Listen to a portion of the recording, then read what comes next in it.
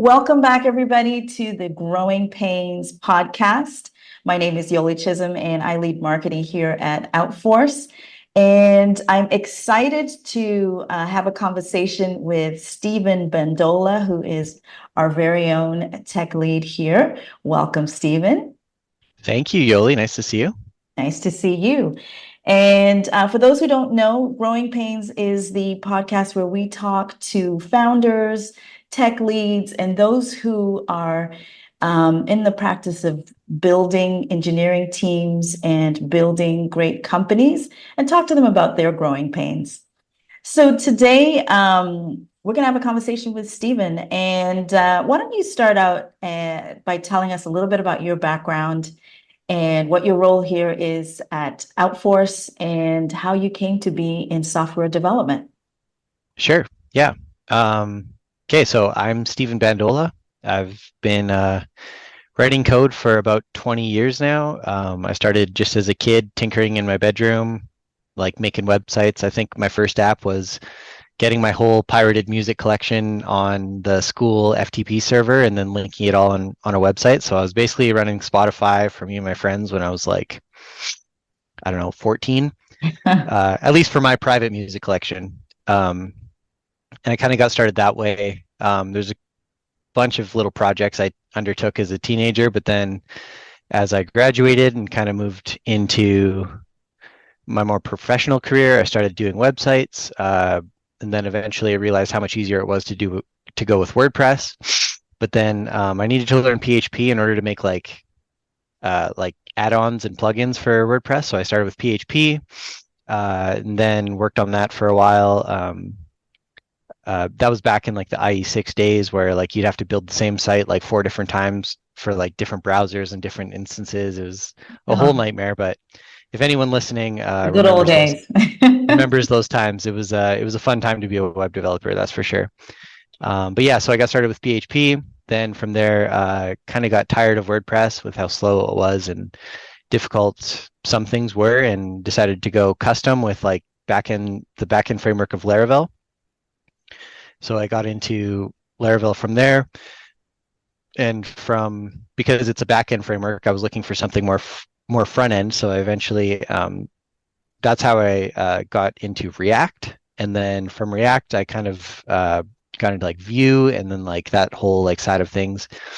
And long story short, now I'm working on a next stack with like a Postgres database, and I mean I can work with all kinds of databases now, but basically that's a little bit of my like story. I don't know, it's a little bit like super fast forwarded, obviously, Yeah. but and then yeah, that kind of gave me an opportunity to join the Outforce team as the lead engineer here. Um, uh, it's been great so far. There's been lots of interesting, fun tasks, and yeah, I love it here. So So, in your career, can you just give us a sense of what types of companies you've had the opportunity to work with? Have they been mostly startups or enterprise organizations, or like what's been the sort of the engineering team makeup? yeah, good question. So like probably I would say 95% startups. Um, the main reason is because I'm really good as an engineer of going from like 0 to 1, right? Like taking an idea or a dream or a vision and trying to build like software solutions that solve business problems, right? Yeah, That's kind of been more my specialty.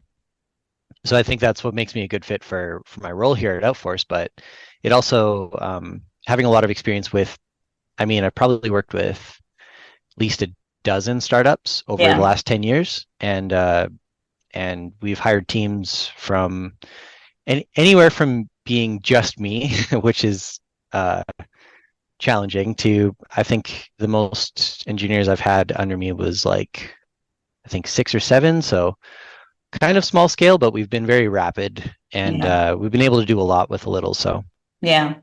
But you're also working with clients who are scaling their teams.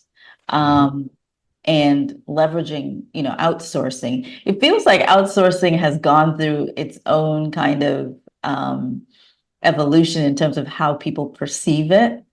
Hmm. Maybe you can just share a little bit about, what's the current perspective in terms of startups using outsourcing? What are the benefits and challenges, and how has that perception changed over the years?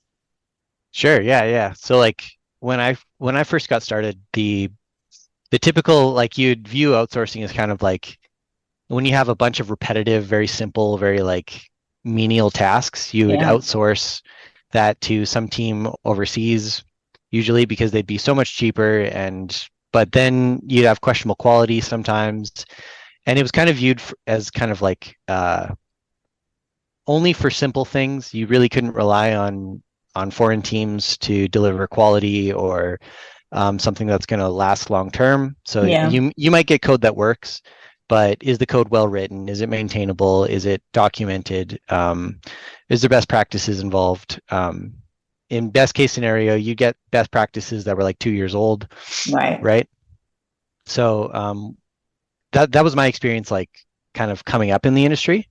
But in the last couple of years, outsourcing has become a lot more viable, um, primarily because I think both the affordability of outsourcing has gone, well, it's become a little bit more expensive, but that in a way it's a little bit more reassuring because you know that for a higher price point, you should be getting higher quality. So the expectation goes up as well. Yeah, Um, and then, yeah, recently I've found hiring like or outsourcing a team that's located overseas or somewhere further away, it's actually can be quite beneficial, right? We used to kind of avoid it because you would lose the learnings that you would encounter as a team if you, as opposed to like just hiring your own team, you get yeah, to keep everything you learn as you build the app, right?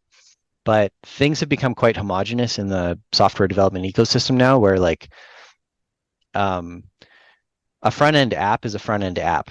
A back end server is a back end server. And there's a lot of it's almost like best practices have penetrated to a point where if you understand one, there's a decent chance that you can get on and understand another. So the difference between building like an old school server in PHP or Laravel versus like now where you'd build it in like I'm not that you wouldn't use Laravel, but now we use like Next or Nest for an API or something like that. yeah, It's it's a lot more easy to tell if you're getting quality, and also the tools like things like GitHubs and PRs and actions and things like that have really simplified the process of testing the code that you get from foreign teams. So you can have a lot more assurance that the code that's being delivered is quality, that it works, that it runs, that it's testable.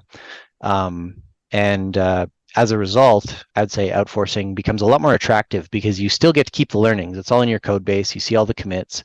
yeah, But at the same time, uh, you're able to, especially with our team, you're able to hire a team that already knows how to work together. They already kind of speak the same language, even if you don't, right? You don't necessarily need the whole team to speak English. You only need the lead or the person that you're communicating with to speak right. English. And so I guess you could say it's become a lot more attractive and a lot more viable. Yeah, and how do you, I guess as that has happened, so has the number of agencies that are available and the breadth and depth and geographical scope of available engineering agencies. So how do you choose the right outsourcing model and partner agency for your project? What are some of the criteria you're looking for? Yeah, another really good question. I'd probably say like for choosing the right or outsourcing model, you want to find something that A works well with with the experience that you have on your team. Right. So whether I would almost always recommend hiring like a lead engineer or somebody that's going to take all of the delivered code and at least can understand it, right? In most cases, I would recommend like if you have a technical CTO, if you have a non-technical CTO, the model that would probably work better is if you hire a team lead Yeah. or even outsource a team lead, as long as you have good communication with them, and then have that person kind of administrate or manage the team and manage the project and the incoming commits, right? Yeah. For our case, since I'm like for our case with Outforce, I would probably say that the outsourcing model that we would choose is on a developer by developer basis. So we like to kind of cherry pick the developers that we like. Yeah. And so in our case, our outsourcing model is the developers need to have some proven experience, a decent portfolio, and also if we're finding them on an existing team, a recommendation of like what are they good at, where do they fit best on a team, more front end, more back end, Right. etc. Right? Um, so I guess that kind of depends on the company and the experience that you have on your team. Um, And but what about how do yeah, you choose the right agency? right. So the right agency, you're going to look for a company that has a proven track record. There's a lot of ways to evaluate an agency before you ever even talk to them using like online tools and just searching them. You can find things like reviews, their the tools or the stack that they're experienced with, things that they've had successes with, things that they've struggled with. And then the other thing is like for me, if I'm looking to outsource a team with like its own lead, Yeah. I need to have a good relationship with them, right? Like I don't want to feel like things get tense very quickly, right? Because there will be some miscommunication errors, and I'd say communication is like A1. Like Yeah. if I can't like get to the bottom of an issue quickly with the lead of the outsourcing team that I've brought in, it's going to add friction to every other step essentially, right? Yeah. Um, so I'd say that's part of it. Uh, It's Choosing the right agency, I think it comes down to do they have the proven history? Because I don't know about you, but I probably wouldn't feel comfortable hiring a brand new team with zero projects under their belt, right? yeah. Yeah. Um, but yeah, I'd probably start there in terms of selection for an agency Yeah. and go from there. And we often hear sometimes, you know, the reasons why outsourcing may actually not go well. Maybe some of these intangibles like, culture fit. What are some of the things that folks should sort of look out for when they're doing their search for an agency or candidates, and that can help ensure that they're not in the failure rate bucket. Um, so right now, there's not a lot of options to have a 100% assurance, Sure. right? Um, So, I mean, I'll do a little Outforce plug here. One of the things you could do is go through Outforce. And one of the benefits that we offer is if it doesn't work out, we can replace them. We have Right. a large network of a ton of agencies, teams, individuals, et cetera, um, where there's always going to be some inherent risk in outsourcing. But when you go through a service like Outforce, what you get is you get the replacement assurance. So if it doesn't work out, we can find another engineer, and we've already done the searches when we were preparing the account. So Right. we have like 4 or 5 backups that we could sub in or uh, essentially make sure that you're going to get the quality engineering that you need to finish your project. And yeah, so that would be like I mean, that's a plug for Outforce. That's what we do, Yeah. but it's true, right? There's no way to have that 100% assurance, Yeah. and Just like that's one of in regular, when you're hiring sort of full-time, uh, you know, but I think what's perceived sometimes is that when we talk about culture, we're talking about language, but it isn't just, can they speak English, is it? no. It's so you can tell when you're talking to an engineer or an engineering lead Yeah. who's been involved in the industry for 3 to 5 years versus somebody who like is maybe coming from even just like a front end engineer with like 1 year of experience. A lot of times, these guys, if they're really good in their company, they can get promoted, but they don't have that like uh, that management experience that really makes them great at communicating with teams other than their own. Yeah. Um, the thing that's kind of evolved is like a common language between say an engineering team or engineers between each other. And then I'd say that's kind of like the common language, right? It's like an experienced developer knows how to communicate with other developers, with their project Right. lead. And if you have a project lead that isn't an experienced developer, they have that ability to communicate effectively and really like nail down and drill down and isolate the root cause of each individual issue so you can solve it and move forward, right? And that's something that I would say is crucial um, when you're hiring and or when you're contracting an outsourcing team. I did Yeah. want to make one comment on something you Sure. said. Uh, when you hire a developer versus or hire like a maybe you're doing a hiring sprint and you want 5 developers, Right. the risk is still there either way, right? One of the benefits of outsourcing, at least through Outforce, is that um, when you when you outsource through Outforce, you get that replacement assurance. Whereas even Yeah. when you're hiring, versus even if you're trying to contract just like a developer or a team of developers, that assurance, that risk is still there implicitly, right? Yeah. If anything, I would say for hiring a full-time or even part-time employee, you have the risk of, you have to do the training, you have to get to know them, and then usually after only about 3 months, you can kind of tell if it's going to work or not. Sometimes you can do it earlier, but I'd say the risk is inherent in any hiring process. So yeah, again, little plug for Outforce. That's one of the things, one of the problems that we solve, and one of the most valuable ways to look at outsourcing through Outforce. Yeah, you can definitely plug away. How do you ensure the quality and security of the software that's delivered? Are there Mhm. sort of standard best practices, or how do you do that when you're Well, outsourcing? there's a lot of automated solutions, like just bots you can get to run on your GitHub repository that'll actually find your security vulnerabilities. I mean, Okay. that's like a first step, and once you have it set up, then it can kind of show you where you have vulnerabilities. But second of all, um, in terms of the code quality and whether or not it's up to snuff, uh, I would say you can read it, which is usually the process that I would encourage if you have a technical founder or a technical project lead on your side that's actually like on in your company. Yeah. And then just review each PR, at least the big ones, before they get merged into your main branch.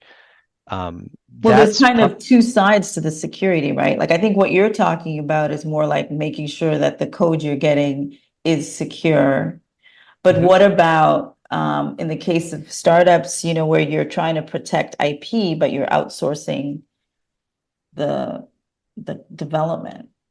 Yeah. So I mean, th that because if you hire a developer or if there's a developer working on your project, they're going to Yeah. clone the entire repository to their machine, usually, right?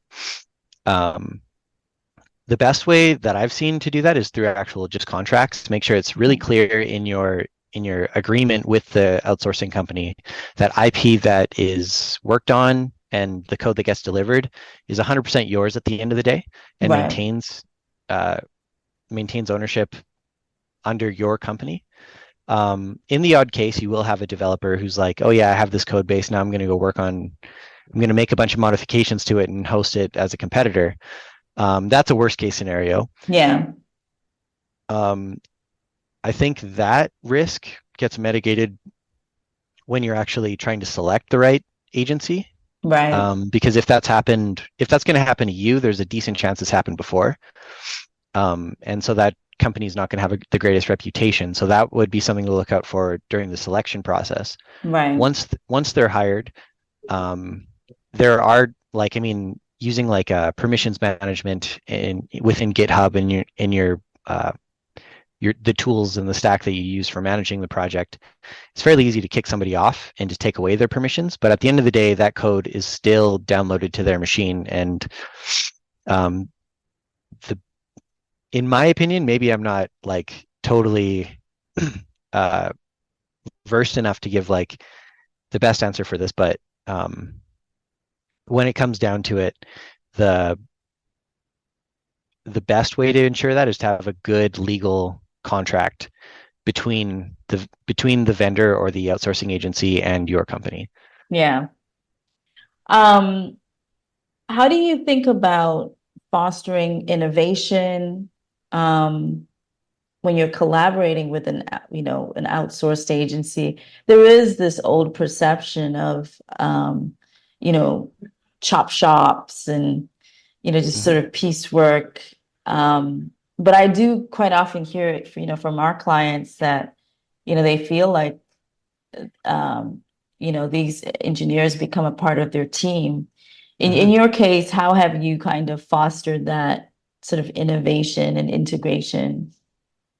Yeah. So clear requirements. That's my first line of defense to my first line of defense, and it's also like when a developer takes on a task or an issue, I let them see everything that they need to. So it's like the only things that are hidden from them are the things that are like legally would need to be. I don't think I don't think that having this like really rigid structure of like you must do this and then basically defining the requirements and giving the task to the developer so that they own the task until it's complete.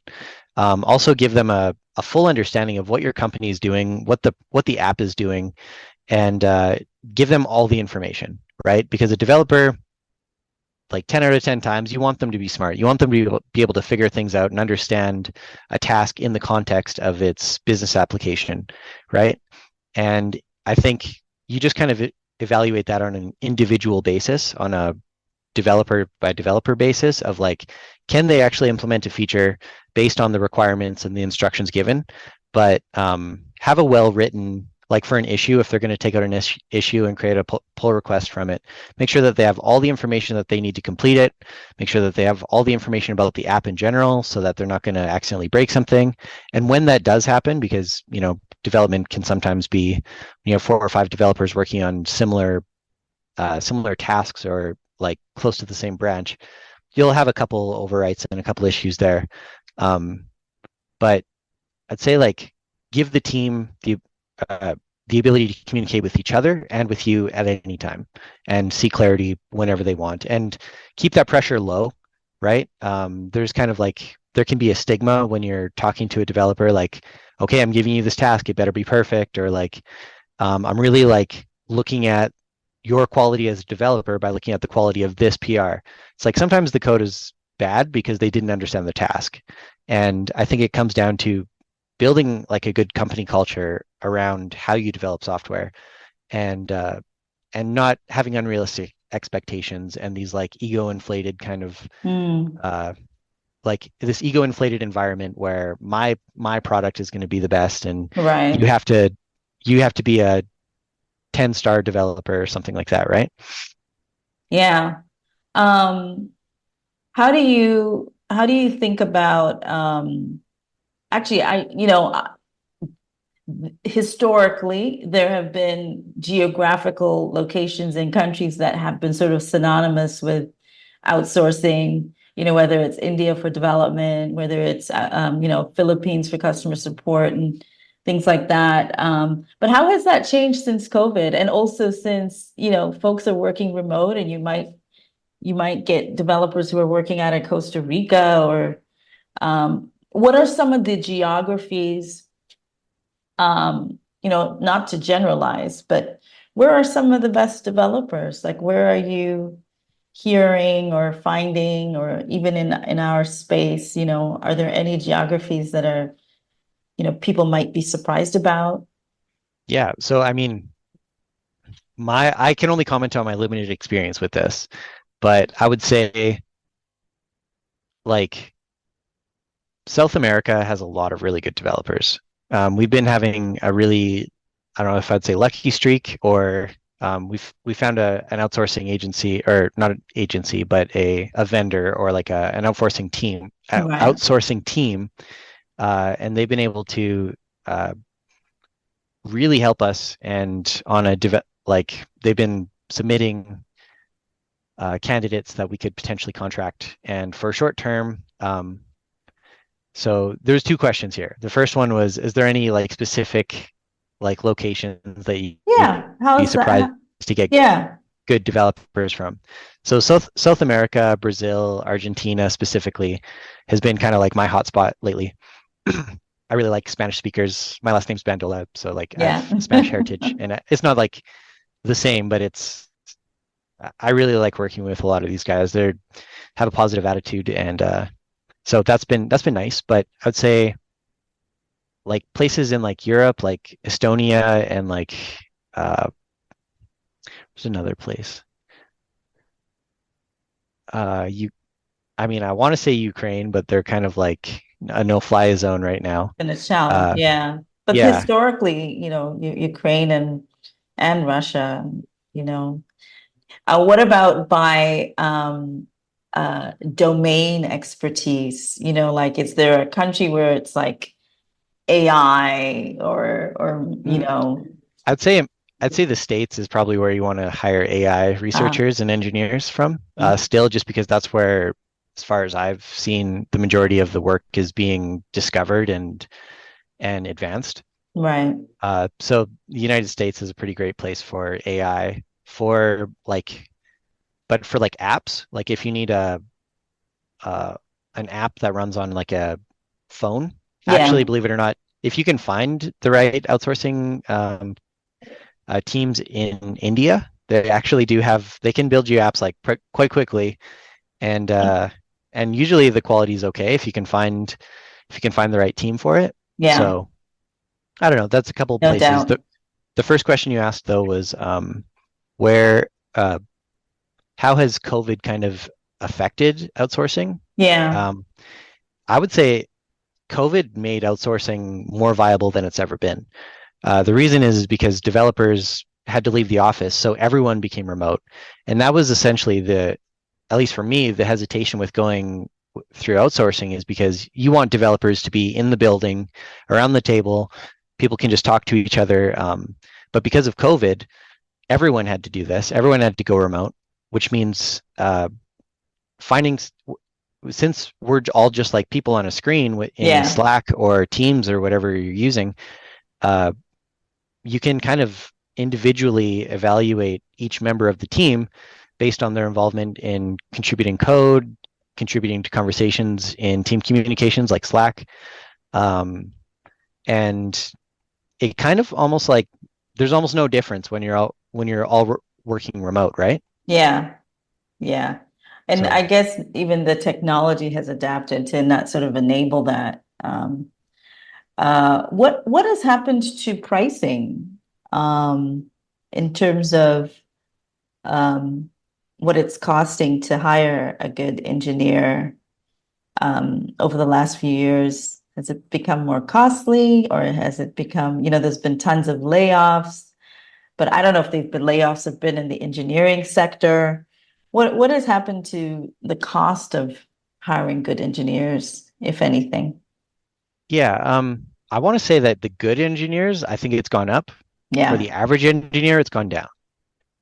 Like, if you're a couple years in, you're probably not making as much as you were a couple years in 3 or 4 years ago, right? Mhm. So 3 or 4 years ago, um, an intermediate developer could make really good money.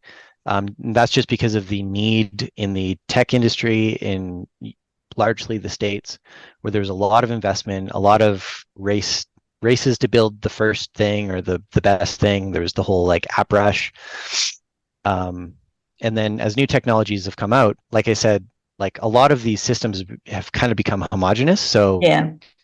what used to take a team of say 4 intermediate developers that you'd each pay 100 grand, now you can maybe get away with like 2 developers or 2 intermediate developers or 1 senior, and get the same or better result. So it almost always pays to hire somebody who's more qualified, a little bit more money. And so that's why the top end has become, I think, a little bit more expensive. Uh, Also, the value of the top end, you have guys like AI researchers yeah. and but AI research, I'd say like graphics or GPU accelerated performance within apps and web apps and things like that.